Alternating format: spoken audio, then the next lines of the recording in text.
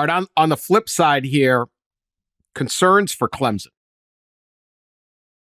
They signed only 15 players so far.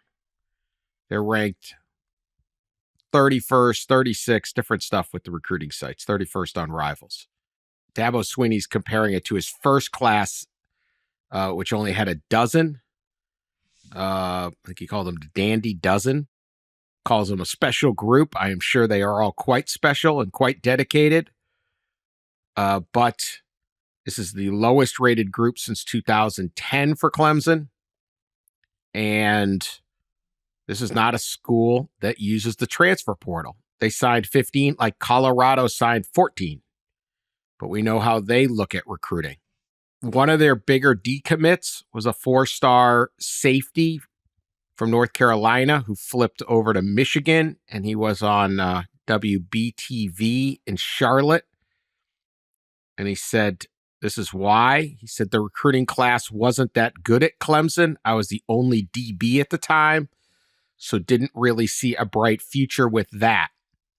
It's one kid, there's a gazillion flips, blah, blah, blah, but that's not kind of the thing you want to do. Clemson has always recruited very well in the high school ranks, and then part of their struggles has been, well, are you filling those gaps with the transfer portal? 15 kids isn't going to be enough, I wouldn't think, Pat. Nope. It would indicate to me one of a couple of things is happening. Either Dabo is going to change and hit the portal, and he's saving scholarships for that, or he's hoping he's going to make some inroads, some catch up here as this signing period stays open, or they're just flat out in trouble. And you can have a down recruiting class and still maintain a very good program if it's surrounded by other good recruiting classes. But given the gradual overall decline of the program and given Dabo's unwillingness up to this point to engage in quote-unquote quick fixes, he's either changing philosophy or this thing's going to slide further. Yeah. The first thing I think of is, right, well, maybe this is the year that he starts mining the portal.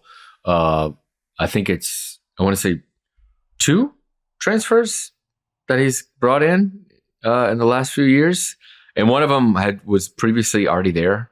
The quarterback, backup quarterback was already there originally, and he brought him back.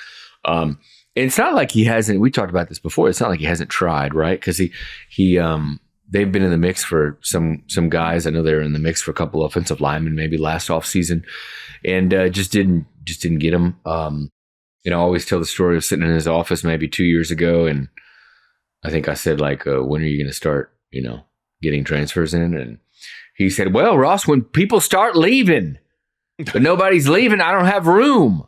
Nobody leaves little old Clemson. So there's that point too. You do have to have attrition. Yeah, and I think one of his appeals, we said this many times, like ideally the way he does this would work. It's kind of how you would want to be treated as a player. I'm going to believe in you. You're going to come in. You're going to develop. And I'm not going to recruit over you. I'm not going to push you out the door. You are my guy. And we're going to show loyalty to you. And that's always been one of the things about this whole complaining about the transfer portal is, coaches understand this is loyalty is a two-way street. And it is at Clemson. And so they kind of wish this would work.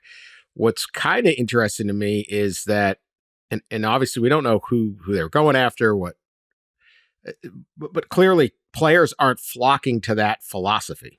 There's not 25 great players saying, I want that.